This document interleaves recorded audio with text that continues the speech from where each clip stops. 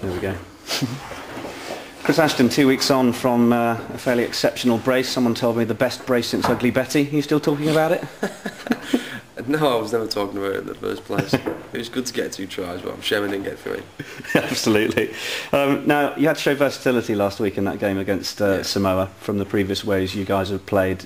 Was it good to get that win in the end and realise, you know, and believe in yourselves that you can get wins against whatever sort of opposition you come against? Yeah, it was. I mean, it's good for the lads who haven't got many caps like myself to get some experience a bit against playing those very physical lads. I think, as you could see from the screen, the big blokes, and it take a long time to crack, but I didn't think the game was ever in doubt, and I thought we managed the game quite well.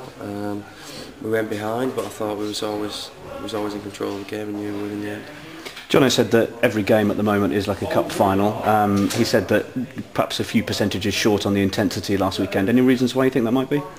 It's always hard to come back off a win like we did at Australia, and no disrespect to Samoa, but to come up against a Samoan team the week after is always hard, and to back both games up is difficult as well as a team. So I thought we did well in the circumstances, and hopefully we'll be able to get back up to that intensity again this week. Yeah, going into this game against South Africa, what sort of opposition do you think they're going to prove to be?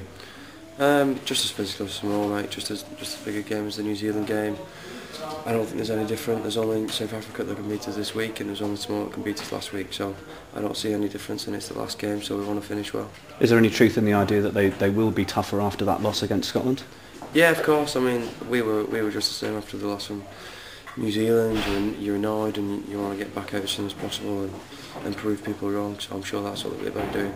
Yeah, the atmosphere at Twickenham seems to have been better than it has been in a few years. It certainly seemed to be a lot of hope and ambition against New Zealand, and then you guys running around. I don't know if you've seen that long shot in your second try where the whole of the South Stand looked like they're banking on the 345 at Haydock, absolutely screaming you down. It's good to have that atmosphere back there. They didn't have too much to shout about last week. Well, I stood there on the wing thinking they're a bit quiet this week.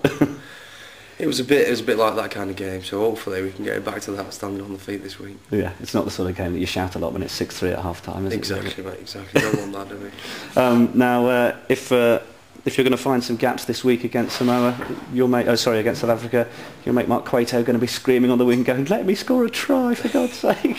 I'm sure he will be, but I've told him to stop thinking about it, just get on with playing and you'll end up scoring. But if I am close and he's very close, I might dummy and go. He'll be delighted with that. I'm sure he will. And finally, 3 out of 4 this autumn would be absolutely fantastic. Yeah. What sort of confidence would that give England going into the Six Nations? Yeah, I mean, we set out to win every game, so 3 from 4 is the next best thing to 4 from 4, so we've got to finish well, and we've got a long break now until the Six Nations, so we've got to get as much positivity out we can into this game. Fantastic. Best of luck, Chris. Thank you. Lovely.